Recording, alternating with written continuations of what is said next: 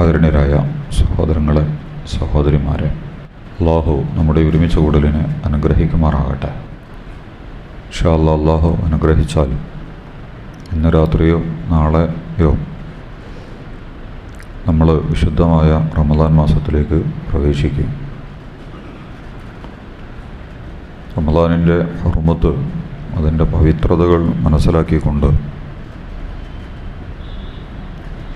റമദാനുമായി ബന്ധപ്പെട്ടുകൊണ്ടുള്ള എല്ലാ കാര്യങ്ങളിലും അള്ളാഹുവിൻ്റെ വിധിവിലക്കുകളെ പ്രത്യേകമായി ശ്രദ്ധിക്കുകയും സൂക്ഷിക്കുകയും ചെയ്യണമെന്ന് എന്നെയും എൻ്റെ സഹോദരങ്ങളായ നിങ്ങളെയും ഉണർത്തുന്ന വസിയ്യത്ത് ചെയ്യാം. ഇന്ന് മഗ്‌രിബോട് കൂടിയോ അല്ലെങ്കിൽ നാളെ മഗ്‌രിബ് നമസ്കാരത്തോടു കൂടിയോ തികച്ചും പുതിയ ഒരവസ്ഥയിലേക്ക് നമ്മളൊക്കെ പ്രവേശിക്കാനിരിക്കുകയാണ്. കൃത്യം ഒരു മാസം 29-30 ദിവസങ്ങൾ പ്രത്യേകമായ ഒരു സ്വഭാവത്തിൽ നമ്മുടെ ജീവിതത്തിൻ്റെ അടിമുടി മാറ്റം ഉണ്ടാകുന്ന ഒരു സ്വഭാവത്തിൽ ഈ ദിവസങ്ങൾ നമ്മൾ ചെലവഴിക്കും. നമ്മുടെയൊക്കെ ജീവിതത്തിൽ പല റമദാനുകളിലൂടെയും കടന്നു വന്നിട്ടുള്ള ആളുകളാണ് നമ്മളൊക്കെ. ആദ്യമായിട്ട് അല്ല നമ്മുടെ ജീവിതത്തിലേക്ക് റമദാൻ വരുന്നത്. പക്ഷെ ഓരോ റമദാനും പുതിയതാണ്. കഴിഞ്ഞ റമദാൻ കഴിഞ്ഞതാണ്, ഇത് വരാനിരിക്കുന്ന പുതിയ റമദാനാണ്. രണ്ട് കാര്യങ്ങൾ മാത്രമാണ് അതിൽ നിങ്ങളുടെ ശ്രദ്ധയിൽ കൊണ്ടുവരണമെന്ന് തോന്നുന്നത്. ഒന്ന്, വളരെ പ്രത്യേകമായ സ്വഭാവത്തിൽ കഴിഞ്ഞ ഒരു വർഷത്തിൻ്റെ വരവ് ചെലവ് കണക്ക് എല്ലാവരും ഒന്ന് പരിശോധിക്കുക. ഈ ഒരു വർഷം എങ്ങനെയാണ് നമ്മൾ കഴിച്ചു കൂട്ടിയത്, എന്തിനാണ് ചിലവഴിച്ചത്, ഏതർത്ഥത്തിലാണെങ്കിലും എന്നെയും നിങ്ങളെയും ഒക്കെ കാത്തിരിക്കുന്ന മരണാനന്തര ജീവിതമുണ്ട്. ഒരാളെയും അതിൽ നിന്ന് രക്ഷപ്പെടുത്തുമെന്ന് അള്ളാഹു പ്രഖ്യാപിച്ചിട്ടില്ല, ഒഴിച്ച് വിടുമെന്ന്.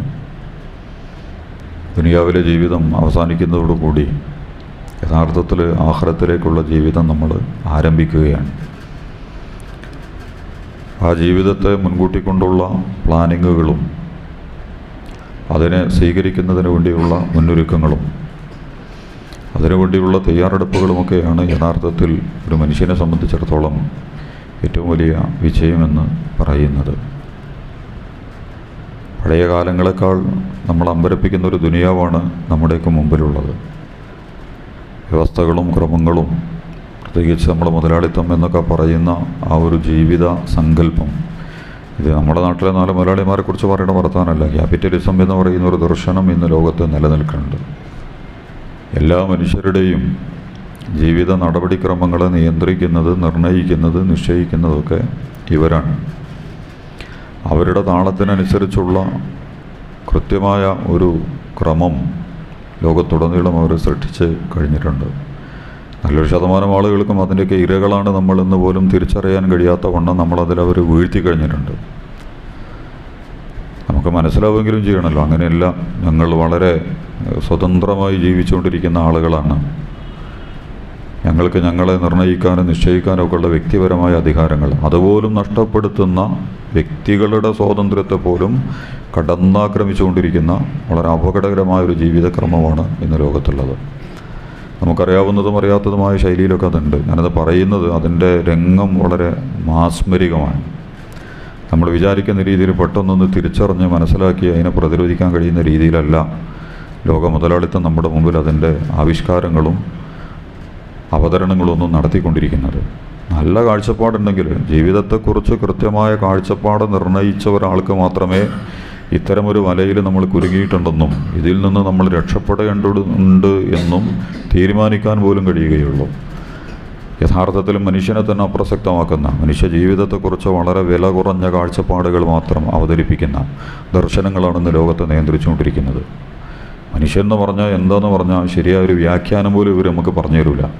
ഇന്നത്തെ ലോകത്തെ നിയന്ത്രിച്ചുകൊണ്ടിരിക്കുന്ന ഭരണകൂടങ്ങൾ, ശാസ്ത്രം, അതുമായി ബന്ധപ്പെട്ട അതിൻ്റെ സാമ്പത്തിക സംവിധാനങ്ങൾ, വിദ്യാഭ്യാസ പദ്ധതികളൊക്കെ നോക്കിയിട്ട് ആരാണ് മനുഷ്യൻ, എവിടുന്നാണ് മനുഷ്യൻ, എന്താണ് മനുഷ്യൻ, എന്താണ് ഈ മനുഷ്യന് ചെയ്യാനുള്ളത്, എന്താണ് ഇവൻ്റെ സൃഷ്ടിപ്പിൻ്റെ അടിസ്ഥാന ലക്ഷ്യം, എന്താണ്, ആരാണ് ഇവനെ രൂപപ്പെടുത്തിയത്, ആരാണ് ഇവനെ പരുവപ്പെടുത്തിയത്, എന്താ ഈ ഒരു നാടകവേദി, ജീവിത രംഗവേദി എന്നൊക്കെ നമ്മൾ പറയുന്ന ഈ ദുനിയാവിലേക്ക്, അങ്ങനെ ഉണ്ടല്ലോ, സ്റ്റേജിലേക്ക് ആളയക്കൽ. മാഷുമാരും ടീച്ചർമാരും ഒക്കെ നന്നായിട്ട് പരിശീലിപ്പിച്ച് കുട്ടികളെ കൂടെ നടക്കും. വലിയ കമ്പനികൾ നന്നായിട്ട് പരിശ്രമിച്ചിട്ട് സിനിമയും അതുപോലെ തന്നെ നാടകങ്ങളും പാട്ടും സംഗീതവും കലകളും ഒക്കെ നമ്മുടെ മുന്നിൽ കൊണ്ടുവരും. ഇതിൻ്റെയൊക്കെ പിന്നിലൊരു ടാർഗറ്റ് ഉണ്ടാവും. ഏതോ ഒരാൾ വെറുതെ വന്ന് ചാടി ഇറങ്ങിയിട്ടൊരു കാര്യം അവർ നടക്കാറില്ല. ഈ മനുഷ്യൻ എന്ന് പറയുന്ന ഈ അത്ഭുതത്തെ ആരാണ് ഭൂമിയിലേക്ക് കൊണ്ടുവന്നിട്ടുള്ളത്? യഥാർത്ഥത്തിൽ ഇതിനാണ് മറുപടി കിട്ടേണ്ടത്. വ്യക്തി എന്നുള്ള നിലക്കും നിങ്ങളെക്കുറിച്ച് തന്നെയാണ് പഠിക്കേണ്ടത്. വേറെ കുറേ പഠിച്ചിട്ട് വലിയ കാര്യമൊന്നുമില്ല.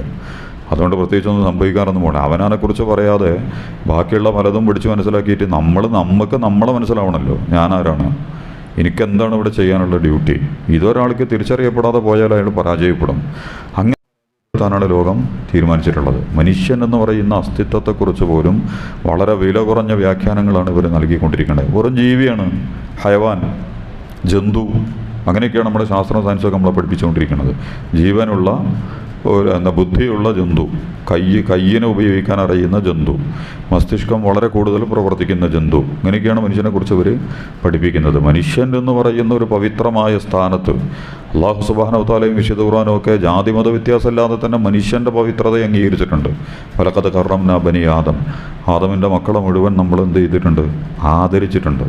ലഖദ് ഖലഖനൽ ഇൻസാന ഫീ അഹ്സനി തഖ്വീം, ലോകത്തെ മറ്റെല്ലാ സൃഷ്ടിജാലങ്ങളിൽ, പ്രത്യേകിച്ച് ഭൂമിയിലെ മറ്റെല്ലാ സൃഷ്ടിജാലങ്ങളിൽ നിന്നും വ്യത്യസ്തമായ ഘടനയിലാണ് അള്ളാഹു മനുഷ്യനെ സൃഷ്ടിച്ചിട്ടുള്ളത്. ഇതിനെപ്പോലെ പൂർണ്ണതയുള്ള, ഇതിനെപ്പോൾ ഗൗരവ സ്വഭാവമുള്ള, ഇത്രമാത്രം ആഴവും വിശാലതയും ഘടനയുമൊക്കെയുള്ള ഓരോ സൃഷ്ടി അത്ഭുതമാണ്. അതിന് കൊതുകാണെങ്കിലും വൈറസാണെങ്കിലും ആനയാണെങ്കിലും കുതിരാണെങ്കിലും തിമിംഗലാണെങ്കിലും കടൽക്കുതിരയും ചെമ്മീനും ഒക്കെ അത്ഭുതം തന്നെയാണ്. കാരണം ഇതൊന്നും മനുഷ്യൻ്റെ കഴിവിൽപ്പെട്ടതല്ല, നമ്മളാരും ഉണ്ടാക്കുന്നതോ കൈകാര്യം ചെയ്യുന്നതോ അല്ല. ഓരോ സർവ്വ ജീവവസ്തുക്കളെന്ന് പറയുന്ന ജൈവ സ്പീസീസുകൾ, ജീവനുള്ള സകല വസ്തുക്കളും അല്ലാത്തതും, ജീവനില്ല എന്ന് നമ്മൾ വിചാരിച്ചുകൊണ്ടിരിക്കുന്ന സാധനങ്ങളും മഹാത്ഭുതങ്ങളാണ്. പക്ഷേ ഈ ഭൂമിയിലുള്ള ജീവനുള്ള വസ്തുക്കളിൽ അത്ഭുതകരമായ സംഗതിയാണല്ലോ ഈ മനുഷ്യൻ എന്ന് പറയുന്നത്. ഈ മനുഷ്യനെ ആരാണ് ഉണ്ടാക്കിയിട്ടുള്ളത്? ഇത് നമ്മൾ തിരിച്ചറിയുക എന്നുള്ളത് വളരെ പ്രധാനപ്പെട്ടതാണ്. അള്ളാഹുവിൻ്റെ സൃഷ്ടികളാണ് നമ്മൾ. ആ മനുഷ്യനെ കൊണ്ടുപോയിട്ട് വളരെ ചെറിയ വ്യാഖ്യാനങ്ങൾ കൊടുത്ത് വളരെ ചെറിയ പദവിയിലേക്ക് അവനെ ഇരുത്താനുള്ള ശ്രമങ്ങളാണ് ലോക മുതലാളിത്തവും അതിൻ്റെ അപ്പുറത്തും ഇപ്പുറത്തും ഒക്കെ നിൽക്കുന്ന ദർശനങ്ങളൊക്കെ നടത്തിക്കൊണ്ടിരിക്കുന്ന പണി എന്ന് പറയുന്നത്. ഉൽക്കാക മനുഷ്യനെക്കുറിച്ച് പറയുമ്പം രണ്ട് കാര്യങ്ങളെ അവർ പങ്കുവെക്കുള്ളൂ. എന്താ സംഗതി എന്ന് ചോദിച്ചാൽ, ഒന്ന്, നമ്മൾ പറയുമല്ലോ മനുഷ്യനിപ്പോൾ നേർപകുതിയാക്കിയിട്ടാണ് നേർപകുതിയാക്കി മുറിച്ചാൽ പള്ളയും വയറും കാലും ഒക്കെ അങ്ങോട്ട് താഴത്തേക്ക് പോകും, അതിന് മേലേക്ക് ഇങ്ങോട്ടും വരും. ഇതിൻ്റെ മുകളിലേക്കുള്ള, ഇതിൻ്റെ താഴേക്കുള്ള ജീവിതമാണ് മനുഷ്യൻ നയിക്കേണ്ടത് എന്നാണ് അവർ പറഞ്ഞുകൊണ്ടിരിക്കുന്നത്. നന്നായിട്ട് പള്ള നിറക്കുക, വയറ് നിറച്ച് തിന്നാൻ വേണ്ടി ജീവിക്കുക. മനുഷ്യന് ആകെ കൂടി ഇവരെ നിർവചിക്കുന്നത് തന്നെ, ഇനി ബാക്കിങ്ങളൊക്കെ എടുത്ത് പരിശോധിച്ച് നോക്ക്. ലോകത്ത് നടക്കുന്ന എല്ലാ പരിശ്രമവും വയറ് നിറക്കാൻ വേണ്ടിയിട്ടാണ്. വയറ് നിറച്ച് കഴിഞ്ഞാൽ പിന്നെ വയറ് കൂടുതൽ നിറഞ്ഞാൽ ജീവിതത്തിനോട് ഭയങ്കര ആസക്തി ഉണ്ടാവും, ഭയങ്കര അത്യാഗ്രഹങ്ങളുണ്ടാവും.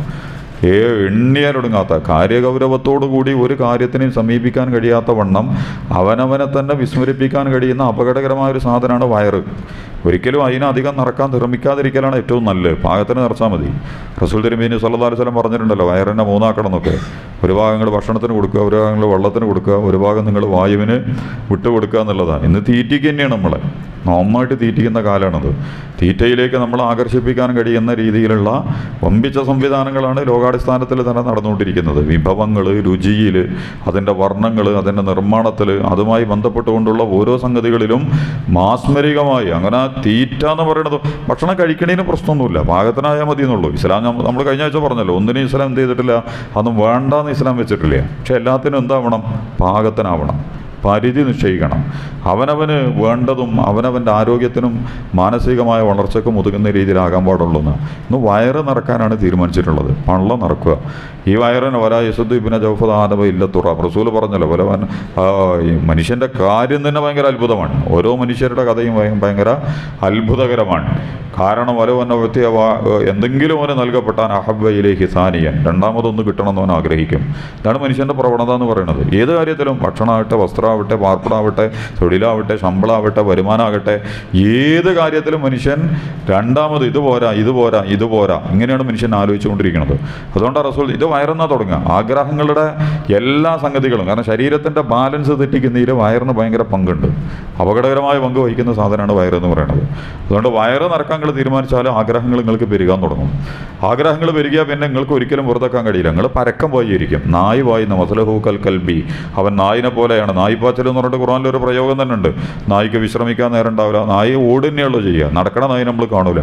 എപ്പോഴും അവിടെ മണത്ത്, ഇവിടെ മണത്ത്, അപ്പുറത്തെന്താ കിട്ടുക, ഇപ്പുറത്തെന്താ കിട്ടുക, ഇങ്ങനെ നോക്കിയിട്ട് എവിടുന്നാണ് എനിക്ക് എന്തെങ്കിലും കിട്ടാനുള്ളത് എന്ന് നോക്കിയിട്ട് പരക്കം പോയിരിക്കുന്നത്.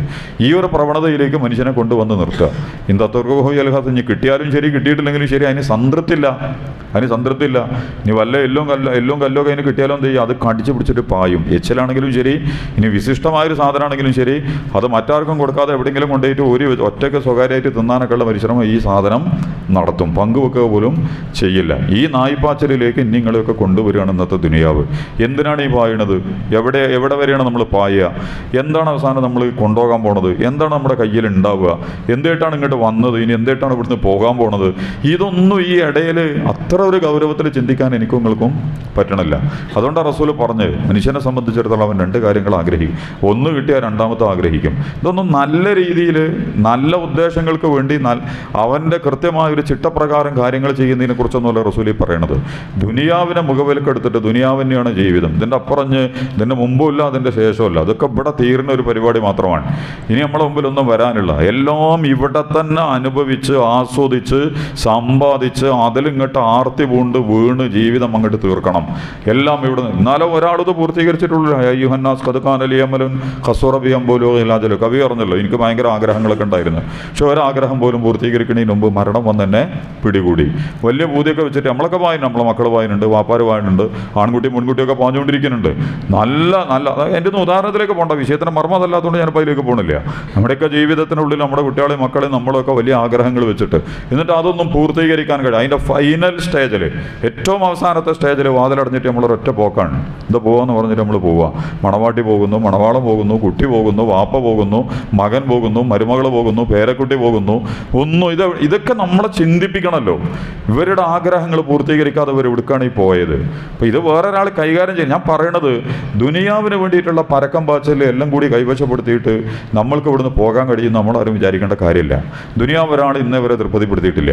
എല്ലാം കിട്ടി, എനിക്ക് മതിയായി, എനിക്കിത് മതി, ഇതിൻ്റെ അപ്പുറം ഞാൻ ആഗ്രഹിക്കണില്ല എന്ന് നമ്മളെ കൊണ്ട് പറയിപ്പിക്കുന്ന രീതിയിലല്ല പഴയ കാലത്തേക്കാൾ അപകടകരമായി പുതിയ ദുനിയാവ് ഉള്ളത്. സൗകര്യങ്ങൾ തകച്ചാൽ മറിയാത്ത കോലത്തിൽ എല്ലാ സംവിധാനങ്ങളും വന്നുകൊണ്ടിരിക്കുക. അതുകൊണ്ട് ആ റസൂല് പറഞ്ഞ്, നിങ്ങൾക്ക് എന്ത് കിട്ടിയാലും നിങ്ങൾ പൂതി നിർത്തൂല. നിങ്ങൾ എന്ത് ചെയ്യും? ഹബയിലേക്ക് സാനിയൻ, ഇനിയും എനിക്ക് കിട്ടണമെന്ന് ആഗ്രഹിക്കും. പല വന്നവഴ്ത്തിയ സാനിയൻ രണ്ടാമത്തോ കൊടുത്താലോ ഹബയിലേക്ക് സാലിസൻ പഠിച്ചവനെ ഒന്നും കൂടി ഉണ്ടായാൽ വളരെ നന്നായിരുന്നു.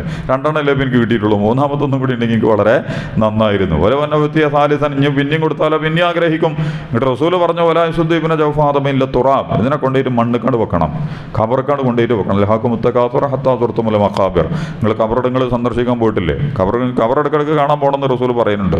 അവനാനും എല്ലാവർക്കും വേണ്ടിയിട്ട് പോകണം നല്ലതാണ്. ഒന്ന് നമ്മളെ വാപ്പയും കുട്ടികളും മക്കളൊക്കെ അവിടെ കിടക്കുന്നുണ്ട്.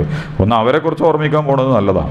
രണ്ടാമത് അവനാനെ കുറിച്ച് ഓർമ്മിക്കാനും അങ്ങോട്ട് പോകുന്നത് നല്ലതാണ്. വഖഫ്തു അലൽ അഹിബ്ബത്തി ഹീന സഫത്ത് ഖുബൂറുഹും ഗഫറാസ റിഹാനി. ഖബർ കാണാൻ വേണ്ടിയിട്ട് പോയ ആൾ പറഞ്ഞൊരു വർത്താനുണ്ട്. ഞാൻ ഖബറിൻ്റെ അടുത്ത് പോയി, എന്നിട്ട് കുറേ നേരം അവിടെ നിന്നു. അതൊക്കെ അങ്ങനെ മറ്റേ പന്തയ കുതിരകൾ തല ഉയർത്തി നിൽക്കുന്നത് പോലെ മീസാൻ കല്ലുകൾ ഇങ്ങനെ പൊന്തി നിൽക്കുന്നുണ്ട് ഖബറിടങ്ങളിൽ. നമ്മളൊക്കെ ഖബറിങ്ങനെ പോയാൽ കാണാം, ഓരോ ഖബറിൻ്റെ മീസാൻ കല്ല് ഇങ്ങനെ പൊന്തി കിടക്കുന്നുണ്ടാവും. ഫലമ്മ ബക്കൈത്തു, അത് കണ്ടപ്പോൾ എനിക്ക് കരച്ചിൽ വന്നു. വഫാലത്ത് ദംഴി, എൻ്റെ കണ്ണീരൊക്കെ ഒലിക്കാൻ തുടങ്ങി. അങ്ങനെ ഓരോ നമ്മൾ പോയ നമുക്കൊക്കെ ഉണ്ടാവും. നമ്മളെ വാപ്പാൻ്റെയും ഉമ്മാൻ്റെയും കുട്ടികളെയും ഇളാപ്പാരെയും മൂത്താപ്പാരെയും വലിയ വമ്പന്മാരും കൊമ്പന്മാരും ചെറിയോനും വലിയോനും ഒക്കെ വളരെ നിസ്സാരമായിട്ട് അവിടെ അങ്ങനെ കിടക്കുകയാണ്. ഇനി നിങ്ങളൊക്കെ അവിടെ തന്നെയാണ് കൊണ്ടുപോകുന്നത്. നമ്മളെ പേരൻ്റെ പ്രൗഢി അവിടെ കാണാൻ പറ്റില്ല, നമ്മുടെ വാഹനത്തിൻ്റെ പ്രൗഢി അവിടെ കാണാൻ പറ്റില്ല, നമ്മൾ സമ്പാദിച്ച സമ്പത്തിൻ്റെ ആവേശവും ഉത്സവവും അതിൻ്റെ പൊങ്കച്ചോ ഒന്നും അവിടെ കാണാൻ കഴിയണില്ല. നമ്മൾക്കുണ്ടായിരുന്ന കുടുംബ ബന്ധു മിത്രാദികളുടെ ഫലങ്ങളൊന്നും ഈ ഖബർ അയാവാൻ മഗ്നാനിമുൻ അമ്മാ ദറാക ഫവാസിഉൻ. എടോ മുതലാളി, നല്ലോണം സമ്പാദിച്ചോനെ, എൻ്റെ പേരെയൊക്കെ കണ്ടാൽ അത്ഭുതപ്പെട്ട് നിൽക്കിയിരുന്നു, എമ്മാതിരി പേരെയാണ് ഇത് ഉണ്ടാക്കുകയൊക്കെ ചെയ്തത്. ഫഖബറുൽ മഅമൂറുൽ ജവാനിബി മുഹ്കമൻ. പക്ഷെ എൻ്റെ ഖബറപ്പം എന്നെ രണ്ട് ഭാഗത്തുനിന്ന് ഇട്ടിട്ട് ഇങ്ങനെ ഞെരുക്കിയും കൊണ്ടിരിക്കുകയാണ്. അതിൻ്റെ വിശദീകരണത്തിലേക്കൊന്നും പോണ്ട. എന്നിട്ട് പറയണം, ഫലമാ റാത്തായിന, ഞാൻ ഖബറിൻ്റെ അടുത്ത് നിന്നു, ഖബറിൻ്റെ കാഴ്ചകൾ കണ്ടു, കണ്ണ് റാത്തായിനായ ബൈനഹും മക്കാനി. അപ്പം ഞാൻ എൻ്റെ സ്ഥലം അവിടെ കണ്ടു, ഞാൻ എൻ്റെ സ്ഥലം അവിടെ. നമ്മളെ സ്ഥലം കാണില്ല, വാപ്പാൻ്റെ സ്ഥലം കാണും, ഉമ്മാൻ്റെ സ്ഥലം കാണും, കുട്ടി കിടക്കണത് കാണും, ലേപ്പി അയലോക്കാരനൊക്കെ നമ്മൾ കാണുന്നുണ്ട്. പക്ഷേ ഇതേപോലെ ഒരു നീക്കം നാളെ എൻ്റെ നിങ്ങളുടെ ജീവിതത്തിൽ സംഭവിക്കാനിരിക്കുന്നു.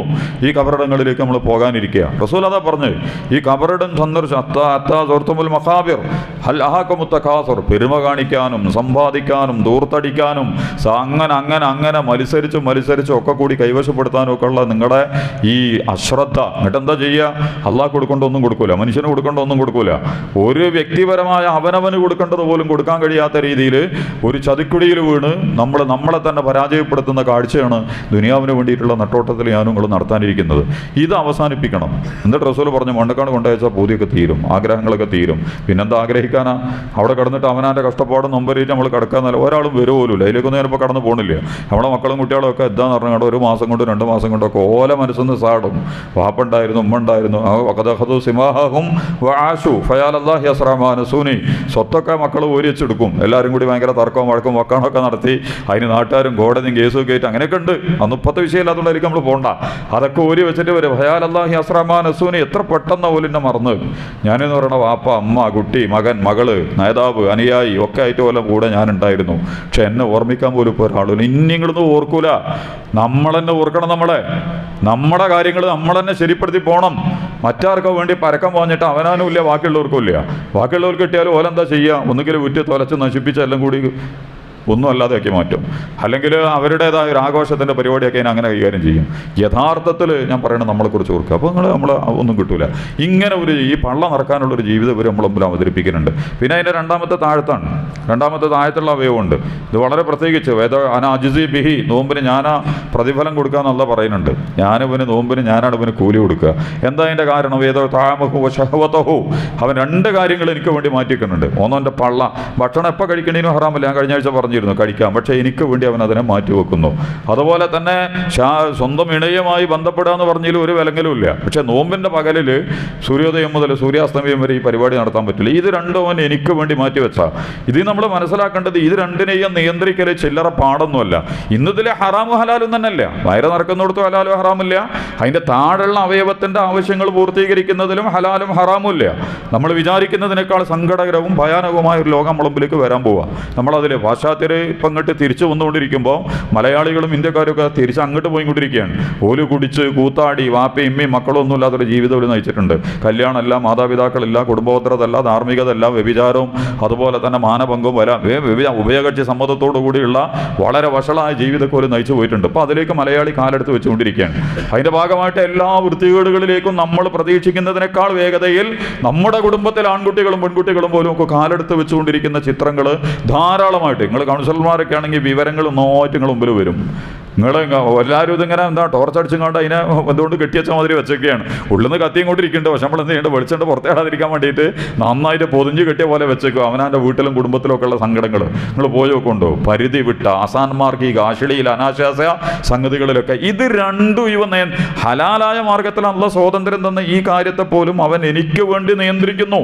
ഭക്ഷണത്തെയും താഴെയുള്ള അവയവത്തെയും ഇത് രണ്ടിനെ നിയന്ത്രിക്കാൻ കഴിയാന്ന് പറഞ്ഞാൽ മനുഷ്യന് വിജയിക്കും. നിങ്ങളെടുത്തോ, നിങ്ങൾക്ക് ഖുർആനും കൈകാര്യം ചെയ്യാൻ പറ്റും, നിങ്ങൾക്ക് ധാർമ്മികമായി കരുത്തുള്ളവരാകാൻ പറ്റും, ജീവിതത്തിൽ വളരെ വിശുദ്ധമായ മൂല്യങ്ങളിൽ നേതൃത്വം. നമ്മളൊക്കെ ലോകത്തെ നേതാക്കന്മാരൊക്കെ തോൽക്കുന്നത് ഈ 2 കാര്യത്തിൽ മിക്കവാറും ആൾ വട്ടപ്പൂജയാണ്. 4% ലോക നേതാക്കന്മാരും ഉദ്യോഗസ്ഥന്മാർ, സൈനിക നേതാക്കന്മാർ, അതുപോലെ തന്നെ പല പണ്ഡിതന്മാരൊക്കെ അടങ്ങുന്ന പല മേഖലകളും ഈ 2 വിഷയത്തിലും പരാജയപ്പെട്ടു പോകുന്നുണ്ട്. ഒരു മനുഷ്യനും നന്നാവും നമ്മൾ പേടിക്കേണ്ട കാര്യമില്ല. കാരണം ഇതിൽ മാർഗദർശനം നൽകാൻ ആരെങ്കിലും മുന്നിൽ വേണമല്ലോ. പക്ഷേ ഞാൻ പറഞ്ഞത് നോമ്പിനെ സംബന്ധിച്ചിടത്തോളം അള്ളാഹുവിൻ്റെ പ്രവാചകൻ അഷ്റഫുൽ ഖൽഖ് മുഹമ്മദ് മുസ്തഫ തിരുമേനി സല്ലല്ലാഹു അലൈഹി വസല്ലം നമ്മളോട് പറഞ്ഞ ഭാഗം അതാണ്. നിങ്ങൾ ഇത് രണ്ടും എനിക്ക് വേണ്ടി മാറ്റിവെക്കുക. ഇത് രണ്ടാണ് ജീവിതം. അതിനാണ് അതിൻ്റെ അപ്പുറം വേറൊന്നുമില്ല. അടിച്ചു പൊളിക്കുക. വമാ ഹുലികനാ ഇല്ല ദഹ്റ, ഇന്നമ ദുനിയാ ലഅബുൻ വലഹുവൻ, ജീവിതം കളിയും തമാശയൊക്കെ തന്നെയാണ്. അതിൻ്റെ ആഘോഷങ്ങളും അതിൻ്റെ പെരുമയും അതിൻ്റെ പൊങ്ങച്ചവും അതിലുള്ള ആ ഒരു പ്രകടനങ്ങളും ഒക്കെ നടത്തിയിട്ട് ജീവിതത്തിന് ഇങ്ങനെ വെക്കുക. ഇതല്ലല്ലോ ജീവിതം. എല്ലാ ആഘോഷങ്ങൾക്കും അപ്പുറം സങ്കടത്തിൻ്റെയും ദുരന്തത്തിൻ്റെയും നാശത്തിൻ്റെയും തിരിച്ചുപോക്കിൻ്റെ ഒക്കെ ഒരു വഴി നമ്മളെ കാത്തിരിക്കുന്നുണ്ട്. അതന്നെയാണ് ജീവിതം. അതങ്ങനെ തുറന്നുകൊണ്ടേയിരിക്കും. അതിൻ്റെ ശേഷം അതിൻ്റെ മുമ്പൊന്നും വേറൊന്നും ഇല്ല എന്ന് പറയുകയാണെങ്കിൽ വളരെ രസമാണ്. പക്ഷെ അങ്ങനെയല്ല. ജീവിതം വളരെ കൃത്യമാണ്, അല്ലാഹ് നിർണ്ണയിച്ചിട്ടുണ്ട്. ഈ ഒരു യഥാർത്ഥത്തിൽ വയറിന് വേണ്ടിയും വയറിൻ്റെ താഴെയുള്ള അവയവത്തിന് വേണ്ടിയും ജീവിക്കുന്ന മനുഷ്യനെ ആത്മാവിനും തലച്ചോറിനും അവൻ്റെ തന്നെ ജീവനും അവൻ്റെ തന്നെ ഹൃദയത്തിനും അവൻ്റെ വിചാരങ്ങളെയും അതിൻ്റെ ഏറ്റവും ശരിയായ ദിശയിലേക്ക് നയിച്ചുകൊണ്ട് മുന്നോട്ട് പോകുന്നതിനുള്ള ശിക്ഷണവും പരിശീലനവും ഒക്കെയാണ് ഈ നോമ്പിലെ ഏറ്റവും പ്രധാനപ്പെട്ട ഗുണമായിട്ട് അല്ലാഹ് നൽകുന്നത്. അപ്പോൾ നോമ്പിനെ ആ അർത്ഥത്തിൽ സമീപിക്കാൻ നമുക്ക് കഴിയണം. 2 ഗുണങ്ങൾ കിട്ടണമെന്നാണ് ഖുർആൻ പറഞ്ഞത്. നോമ്പിനെ കുറിച്ച് 2 കാര്യം ഹദീസിൽ കുറേ വ്യാഖ്യാനങ്ങളുണ്ട്, ധാരാളം. ഈ 2 കാര്യങ്ങളുടെ വിശദീകരണങ്ങളാണ് നമുക്ക് എപ്പോഴെങ്കിലും അവസരം കിട്ടുമ്പോൾ പറയാം. 2 കാര്യങ്ങളാണ് ഖുർആൻ അതിൽ പറഞ്ഞിട്ടുള്ളത്. ഒന്ന്, എപ്പോഴും നമ്മൾ കേൾക്കണം, അയ്യുഹല്ലദീന കുത്തിബ അലൈക്കുമുസ് സിയാമു കമാ കുത്തിബ അലല്ലദീന മിൻ ഖബ്ലിക്കും ലഅല്ലക്കും തത്തഖൂൻ. നിങ്ങൾക്ക് മാത്രമല്ല നോമ്പ്, മുൻകഴിഞ്ഞ എല്ലാ മതസമൂഹങ്ങൾക്കും രാഷ്ട്രീയക്കാർക്ക് മാത്രമേ നോമ്പില്ലാത്തുള്ളൂ. ക്യാപിറ്റലിസ്റ്റുകൾക്ക്, സിയോണിസ്റ്റുകൾക്ക്, അതുപോലെ തന്നെ മാർക്സിസ്റ്റുകൾക്ക്, അതുപോലെ തന്നെ നമ്മുടെ ഫാസിസ്റ്റുകൾക്കൊന്നും നോമ്പില്ല. രാഷ്ട്രീയത്തിലെ നോമ്പില്ല, മതത്തിൽ പണ്ട് മുതലേ നോമ്പുണ്ട്, 1ാം കാലം മുതൽ നോമ്പുണ്ട്. എല്ലാം അതുകൊണ്ടാണ് ഖുർആൻ പറഞ്ഞു എല്ലാവർക്കും. നന്നാക്കാൻ വേണ്ടി രാഷ്ട്രീയക്കാരൻ നോൽപൊൽക്കുക എന്ന് പറയുന്ന കാര്യമില്ലല്ലോ. ഒരു പാർട്ടി പറയണം നമുക്ക് ഇനി നോൽപൊൽക്കണം, അല്ലെങ്കിൽ ഇന്ന സംഘം പറയണം ഇനി മുതൽ നമുക്ക് ശുദ്ധീകരിക്കാനും സംസ്കരിക്കാനും ഒരു എന്തൊക്കെയോ എനർജി കിട്ടാനൊക്കെ വേണ്ടി നമ്മൾ നോമ്പെടുക്കണം എന്ന് ഒരു രാഷ്ട്രീയ പാർട്ടി നമ്മളോട് പറയില്ല. കാരണം അങ്ങനെയൊന്നും ഇല്ല. പക്ഷേ വേദഗ്രന്ഥങ്ങളിൽ എല്ലാ മതങ്ങളും ആദ്യം മുതൽ തന്നെ, 1ാമത്തെ മനുഷ്യൻ മുതൽ തന്നെ അല്ലാഹു സുബ്ഹാനഹു വ തആല എന്ത് ചെയ്തിട്ടുണ്ട്? മനുഷ്യനെ നോമ്പെടുക്കാൻ പറഞ്ഞിട്ടുണ്ട്. എന്തിനാണ് ഈ നോമ്പെടുക്കാൻ പറഞ്ഞത്? അതിൻ്റെ ആയത്തിൻ്റെ അവസാനങ്ങൾ നോക്കി ലഅല്ലക്കും തത്തഖൂൻ, നിങ്ങൾക്ക് തഖ്വ ഉണ്ടാകാൻ വേണ്ടിയിട്ട്. തഖ്വ ഒരു വിഷയം തന്നെ. എന്താണ് ഈ തഖ്വ എന്നുള്ളത് നമ്മൾ വേറെ പഠിക്കണം. വിശുദ്ധ ഖുർആൻ ഓതുമ്പോൾ ദാലിക്കൽ കിതാബു ലാ റൈബ ഫീഹി ഹുദൽ ലിൽ മുത്തഖീൻ, അവിടുന്ന് അങ്ങോട്ട് തുടങ്ങിയിട്ട് കുറേ സ്ഥലത്ത് തഖ്വയുമായി ഖുർആൻ ആകെ കൂടി മനുഷ്യൻ്റെ മുമ്പിൽ വെക്കുന്ന ഒരു സംഗതി, ജീവിത വീക്ഷണം എന്ന് പറയുന്നത് തഖ്വയാണ്. നിങ്ങൾ തഖ്വയുള്ള മനുഷ്യരാവണം. ഖുതുബയിലും പ്രസംഗത്തിലും വയതിലും ഒക്കെ എന്നിട്ട് നമ്മൾ പറയണത് എന്താ? നിങ്ങൾ തഖ്വയുള്ളവരായി മാറണം എന്നാണ് ഈ പറയണത്. എന്താണ് ഈ തഖ്വ? അള്ളാഹിൻ്റെ കൽപ്പനകൾ എന്ന് പറഞ്ഞാൽ ശരിയും തെറ്റും തിരിച്ചറിയാനുള്ള ബോധം ഉണ്ടാവുക എന്നുള്ളതാണ്. എന്താണ് നന്മ, എന്താണ് തിന്മ? 2 വഴിയിലോ മനുഷ്യന്റെ മുമ്പിലുള്ളൂ. ഒന്ന് ശരി, ഒന്ന് തെറ്റ്. അതിലേതാണ് ശരി? ആ ശരിയുടെ ഭാഗത്ത് നിൽക്കാനുള്ള പ്രവണതക്കാണ് തഖ്വ എന്ന് പറയുന്നത്. നന്മയുടെ പക്ഷത്ത് നിൽക്കാനുള്ള പ്രവണതക്കാണ് തഖ്വ എന്ന് പറയുന്നത്. ഇതുണ്ടാക്കിയെടുക്കാനാണ് നോമ്പ് വെച്ചിട്ടുള്ളത്. അല്ല, നോമ്പ് എന്ന് പറയുന്നത് ഒരു ആരാധനാകർമ്മം ഇങ്ങനെ ചെയ്തിട്ട് കുറേ പുണ്യം കൂടി എടുത്തിട്ട് കൊട്ടയിലാക്കിയിട്ട് കൊണ്ടുപോകാന്നല്ല പറയുന്നത്. മറിച്ച് നിങ്ങൾക്ക് അടിസ്ഥാനപരമായി കിട്ടേണ്ട ഗുണം, നിങ്ങൾ ഭക്ഷണം കഴിച്ചാൽ നിങ്ങൾക്ക് ആരോഗ്യം ഉണ്ടാവണം. ഭക്ഷണം കഴിച്ചിട്ട് ആരോഗ്യം ഉണ്ടായില്ലെങ്കിൽ അതിന് തകരാറുണ്ടാവും. ഒന്നുകിൽ ഭക്ഷണത്തിന് തകരാറുണ്ട്, അല്ലെങ്കിൽ നമ്മുടെ ശരീരത്തിന് തകരാറുണ്ട്. രണ്ടിലൊന്നുണ്ടാകുമ്പോഴാണ് ഭക്ഷണത്തിൻ്റെ ഗുണം, ഫലം നമുക്ക് ഒരിക്കലും ഉപയോഗിക്കാൻ കഴിയാതിരിക്കുക. എന്നതുപോലെ നമ്മൾ നോമ്പെടുക്കുന്നുണ്ട്. നോമ്പെടുത്തിട്ട് നമുക്കൊരു മാറ്റവും കിട്ടുന്നില്ല. നമുക്ക് എന്തെങ്കിലും ഒന്ന് പ്രത്യേകമായി ഒന്നും അനുഭവപ്പെടുകയോ ചെയ്യാനോ പറയാനോ പറ്റണില്ല. യഥാർത്ഥത്തിൽ ഒരു വിശ്വാസിയെ സംബന്ധിച്ചിടത്തോളം അവന് കിട്ടേണ്ട, നമ്മൾ എല്ലാ സമയത്തും ഉള്ളത് തന്നെയാണ്. നമ്മളോട് എല്ലാ സംഗതിയിലും തഖ്വ പറയുന്നുണ്ട്. പക്ഷെ ഈ ഒരു തഖ്വ എന്ന് പറയുന്ന സാധനം നിരന്തരമായി അവൻ്റെ ഉള്ളിൽ വെച്ചാലേ അവന് നിലനിർത്താനും സംരക്ഷിക്കാനും ആ ഒരു വീക്ഷണത്തിൽ മുന്നോട്ട് പോകാനും പറ്റുള്ളൂ എന്നുള്ളതാണ്. തഖ്വ ഏതെങ്കിലും ഒരു കാര്യത്തിൽ നമ്മളത് പലപ്പോഴും പറഞ്ഞിട്ടുണ്ട്. 3 ആളുകൾ ഗുഹയെ കുടുങ്ങിയ കഥ നിങ്ങളുടെ ഓർമ്മയിലുണ്ടാവും. ആ 3 ആളും പ്രാർത്ഥന പറയുന്നുണ്ടല്ലോ. 3 ആളും ഗുഹയെ കുടുങ്ങി പുറത്തിറങ്ങാൻ കഴിയൂല എന്ന് പറഞ്ഞല്ലോ. അതിൽ 1ാമത്തെ ആൾ പറഞ്ഞത് വയസ്സായ വാപ്പയും വീണ്ട് ഓലെ ഞാനാണ് നോക്കൽ, ഓല് ഭക്ഷണം കഴിക്കാതെയും വെള്ളം കൊടുക്കാതെയും ഒന്നും ഓല കാര്യങ്ങൾ ഞാൻ വേറൊന്നും ചെയ്യാറില്ല. എന്നിട്ട് ഒരിക്കൽ ഞാൻ തിരിച്ചു വന്നപ്പോൾ വളരെ സമയം വൈകിയിട്ടുണ്ട്. വാപ്പയമ്മയും വിശന്ന് കിടക്കുക, അവർ ഉറങ്ങിപ്പോയിട്ടുണ്ട് ക്ഷീണം കൊണ്ട്. കുട്ടികൾ കരയുന്നുണ്ട്, വിശന്നിട്ട് കരഞ്ഞുകൂടിയിരിക്കുന്നുണ്ട്. അവസാനം ഞാൻ എന്ത് ചെയ്തു? ആ ഭാര്യ പറഞ്ഞു കുട്ടികൾക്ക് കൊടുക്കുക, അവർ വിശന്നിരിക്കുകയുള്ളൂ. പക്ഷെ ഞാൻ പറഞ്ഞു വാപ്പയും ഉമ്മയും ഭക്ഷണം കഴിക്കണവരെ നമ്മൾ കഴിക്കൂല എന്ന് പറഞ്ഞു. അങ്ങനെ വാപ്പയും ഉമ്മയും ഉണർന്ന് ഭക്ഷണം കഴിച്ചിട്ടാണ് ഞാനും എൻ്റെ കുട്ടികളൊക്കെ ഭക്ഷണം കഴിച്ചത്. ഈ ഗുഹയെ കുടുങ്ങിയ ആളാണിത്. അയാൾ പറയണം, അല്ലാഹുവേ അങ്ങനെ ഞാൻ ചെയ്യാനുള്ള കാരണം നിന്നോടുള്ള ഭയം കൊണ്ടാണ്, നിന്നോടുള്ള തഖ്വ കൊണ്ടാണ്. അല്ലാഹുവേ നിന്നോടുള്ള ഖൗഫ് കൊണ്ടാണ്. ആ ചെയ്തതൊരു പുണ്യാണെങ്കിൽ എൻ്റെ ഈ കുടുങ്ങിയ കൊടുക്കുന്നതിനൊക്കെ രക്ഷപ്പെടുത്തണം. ഗുഹൻ്റെ ഉള്ളിൽ അടഞ്ഞ് മൂടി കിടക്കുകയുള്ളവർ, അതിൽ ഗുഹൻ്റെ വാതിൽ ലേശം ഒന്നുണ്ട് നീങ്ങിപ്പോയി എന്നാണ്. അള്ളാൻ്റെ മലക്കുകളും അല്ലേ കടവിട്ടിട്ട് ആ സാധനം നീക്കി കാര്യകാരണമൊന്നും തന്നെ എടുത്തില്ല. എന്നാലും മുഴുവൻ ഇറങ്ങി വരാൻ കഴിയൂല. ഇത് ആലോചിക്കുമ്പോൾ നമുക്ക് മനസ്സിലാവും ഇതിൽ വലിയ അത്ഭുതമൊന്നുമില്ല. പക്ഷെ ഭയങ്കര അത്ഭുതം അതിലുണ്ട്. വാപ്പാനിമാനി നോക്കാത്തൊരു തലമുറ ഉണ്ടാകാൻ പോവുക. പാശ്ചാത്യ യൂറോപ്യൻ സംസ്കാരവും നമ്മൾ നേരത്തെ പറഞ്ഞ മുതലാളിത്തമൊക്കെ കൂടിയിട്ട് വാപ്പിയില്ല, ഉമ്മയില്ല, ഇണകളും ഇല്ല, കുട്ടികളും ഇല്ല, താന്തോന്നികളും തമ്മാടികളുമായ മനുഷ്യരാക്കി നമ്മളെ മാറ്റിയെടുക്കാൻ പോവുകയാണ്. ഒക്കെ ഇൻഡിവിജ്വലാണ്, ഒറ്റക്കൊറ്റക്ക് ജീവിക്കുന്ന ദജ്ജാലുകളായിട്ട് നമ്മളെ മാറ്റുക. വാപ്പാനെ നോക്കൂല, അമ്മാനെ നോക്കൂല, കുട്ടികളെ നോക്കൂല, ഭാര്യനെ നോക്കൂല, അതുപോലെ തന്നെ കുടുംബ ബന്ധങ്ങൾക്കൊന്നും അവിടേക്കൊന്നും എത്തിയില്ല. നമ്മൾ എത്താൻ പോവുകയാണ്. നാളെ മറ്റന്നാളോ എത്തും. ഈ സിസ്റ്റം ഇതാണെങ്കിൽ, ഇങ്ങനെയാണ് നമ്മൾ പഠിക്കുന്നതെങ്കിൽ ഈ ക്രമങ്ങളാണ് നമ്മളെ നിയന്ത്രിക്കുന്നതെങ്കിൽ നാളെ മറ്റന്നാൾ ഇതൊക്കെ സംഭവിക്കാൻ പോവുക. അപ്പോൾ അതൊക്കെ ഉണ്ട്. ഏറ്റവും കൂടുതൽ വൃദ്ധസദനങ്ങൾ പത്തനംതിട്ടയും കോട്ടയത്തുമാണ്. ഒക്കെ അവിടെയാണ് അച്ഛനും അമ്മയും മാത്രം വീട്ടിലുണ്ടാവുക, വേറെ ആരുമില്ല.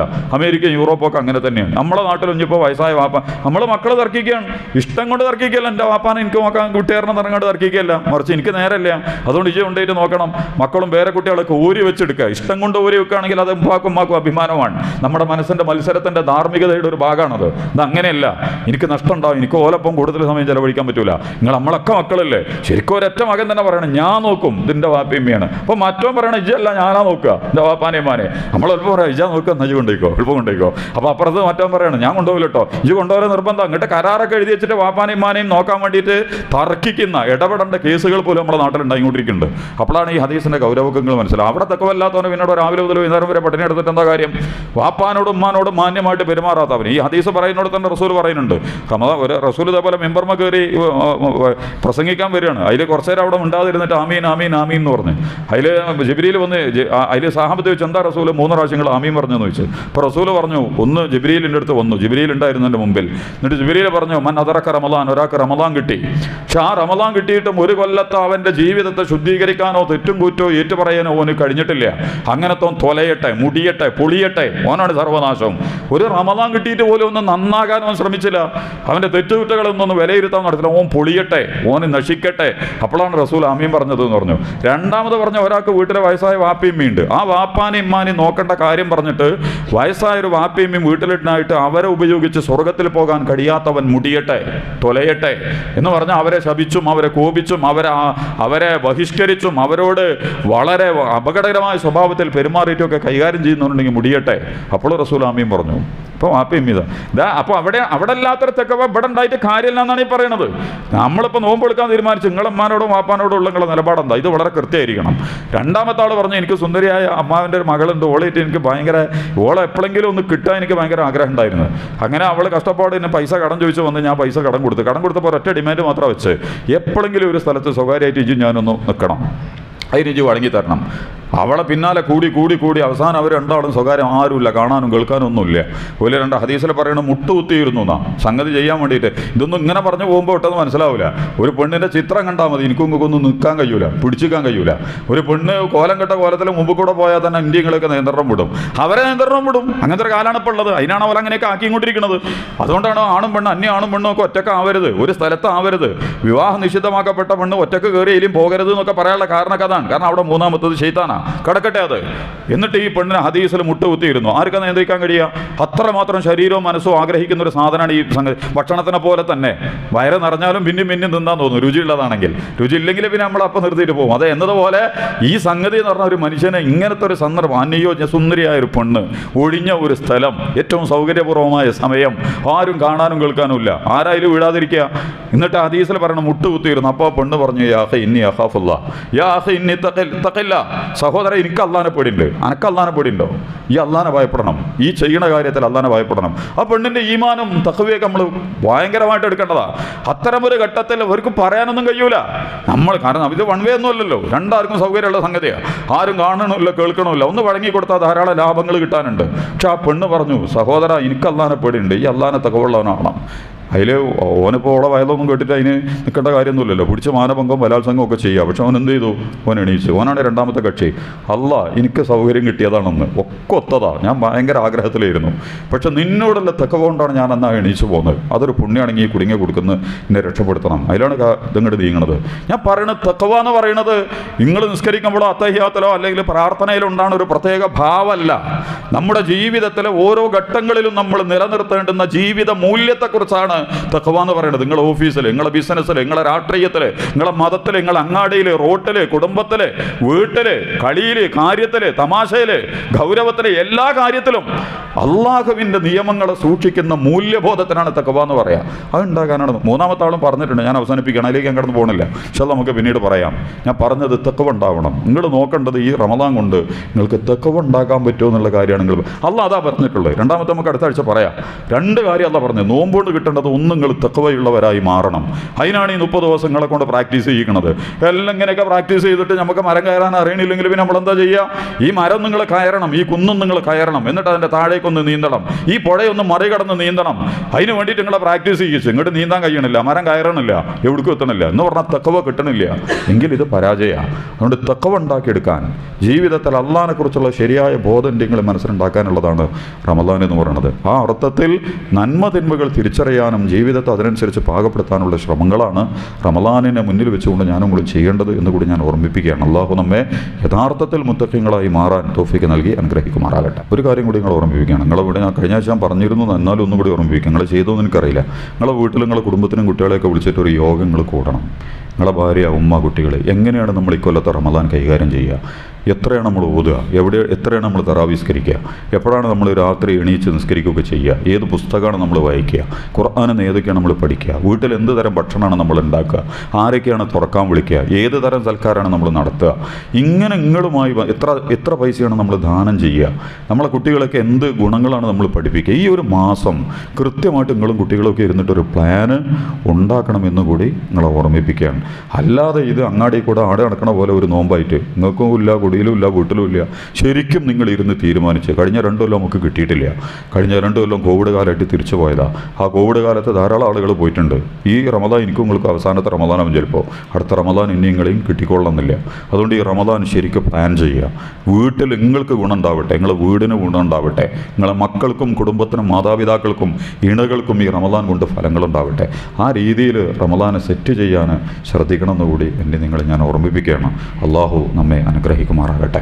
അള്ളാഹുവെ, ഷഅബാൻ്റെ അവസാനത്തിലാണ് ഞങ്ങളുള്ളത്. ഇന്ന് രാത്രിയോ നാളെയോ ഞങ്ങൾ റമദാനിലേക്ക് പ്രവേശിക്കും. കരുണാവാരിധിയായ റബ്ബേ, വളരെ മനോഹരമായി റമദാനിനെ സ്വീകരിക്കാൻ നീ ഞങ്ങളുടെ ശരീരത്തിനും മനസ്സിനും വീട്ടിലും കുടുംബത്തിലും നാട്ടിലും സൗകര്യങ്ങൾ നൽകി നീ ഞങ്ങളെ അനുഗ്രഹിക്കുമാറാകണമേ തമ്പുരാൻ.